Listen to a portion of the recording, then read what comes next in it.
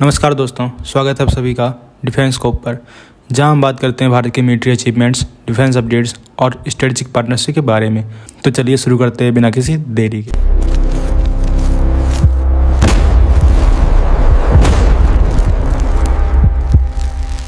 पहली खबर की बात करें तो इंडियन एयरफोर्स के air chief marshal AP Singh ने एक बहुत बड़ी खबर दी है। उन्होंने बताया है कि इंडिया के सबसे powerful fighter jet SU-30 MKI को एक नए सुपर सुखोई वर्जन में बदला जाएगा।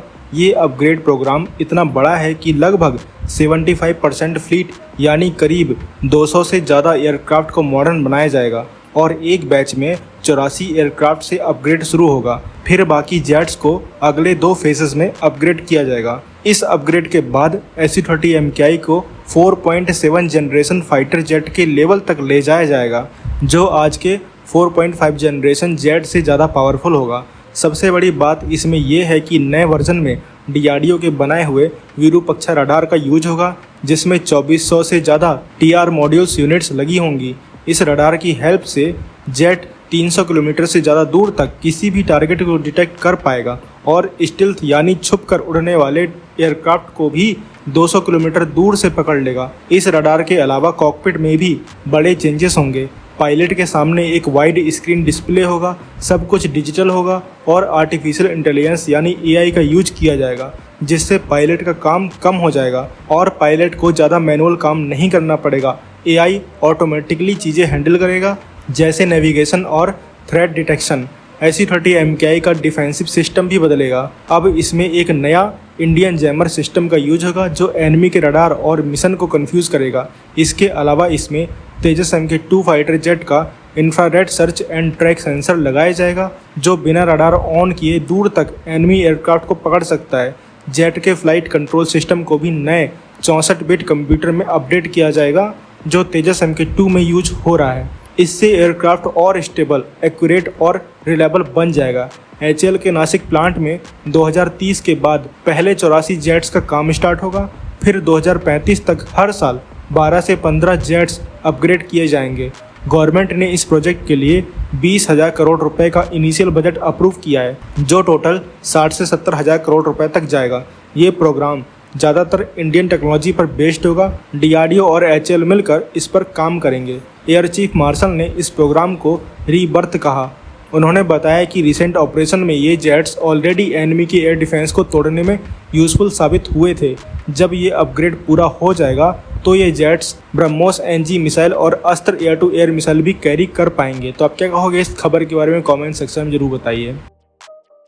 अगली खबर की बात करें तो इंडियन नेवी अपनी नेवल पावर को बढ़ाने के लिए DRDO के बनाए हुए एक नए मिसाइल पर काम कर रही है, जिसका नाम है NASM-MR। ये मिसाइल स्पेशली डिज़ाइन किया गया है MiG-29K फाइटर जेट्स के लिए, जो एयरक्राफ्ट कैरियर पर तैनात होते हैं। ये मिसाइल एनिमी के शिप पर अटैक करने के लिए बनाया गया है और 350 किलोमीटर दूर तक के टारगेट को मार सकती है। ये मिसाइल सी स्किमिंग फ्लाइट प्रोफाइल यूज करती है। इसका मतलब ये है कि मिसाइल समुद्र की सतह से सिर्फ 5 से 10 मीटर ऊपर उड़ती है, जिससे एनिमी का रडार उसको पकड़ नहीं पाता। ये मिसाइल पहले से सेट किए गए वे पॉइंट्स फॉलो करती है और एंड में एक पॉपअप मनोवर करके सीधा एनिमी शिप पर अटैक करती है। 2023 में इस मिसाइल का MiG-29K के साथ इंटीग्रेशन हो गया है और मिनिस्ट्री ऑफ डिफेंस ने इस प्रोजेक्ट को ग्रीन सिग्नल दे दिया है। इस मिसाइल में DRDO का बनाया हुआ एसर रडार सीकर लगा होगा, जो क्लटर्ड एनवायरनमेंट में भी टारगेट को पकड़ सकता है। इसमें GPS, INS और डेटा लिंक भी दिया गया है, ताकि फ्लाइट के बीच में मिसाइल को अपडेट किया जा सके।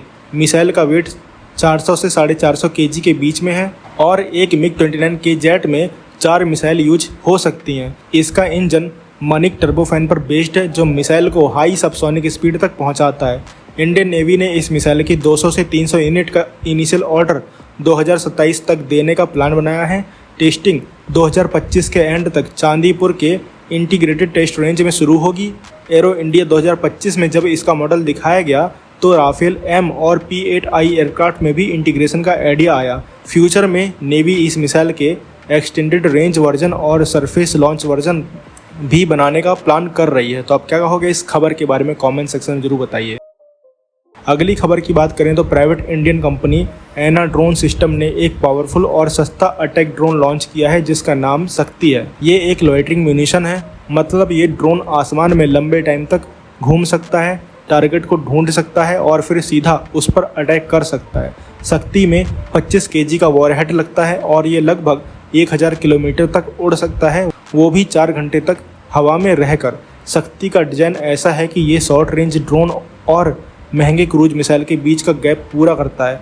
ये ड्रोन स्टील्थ मोड में एनिमी के एरिया में जा सकता है, अपने कैमरा और सेंसर से टारगेट कंफर्म करता है और फिर GPS INS गाइडेंस से एग्जैक्ट टारगेट पर ब्लास्ट कर सकता है।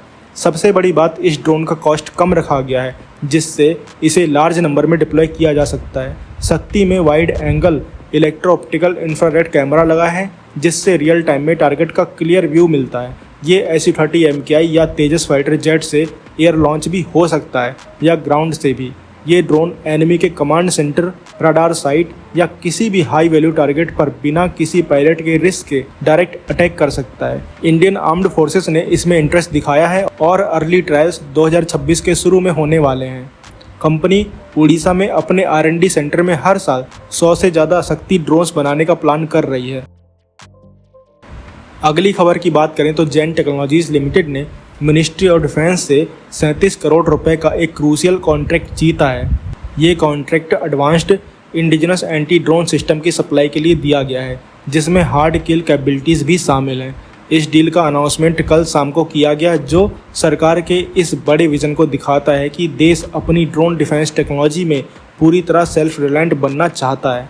जैन टेक्नोलॉजीज जो साइमुलेशन बेस्ड ट्रेनिंग और काउंटर ड्रोन सॉल्यूशन के लिए पहले से ही पॉपुलर है और अब इंडिया के ड्रोन वॉरफेयर इकोसिस्टम में एक स्ट्रॉन्ग पोजीशन पर पहुंच चुकी है।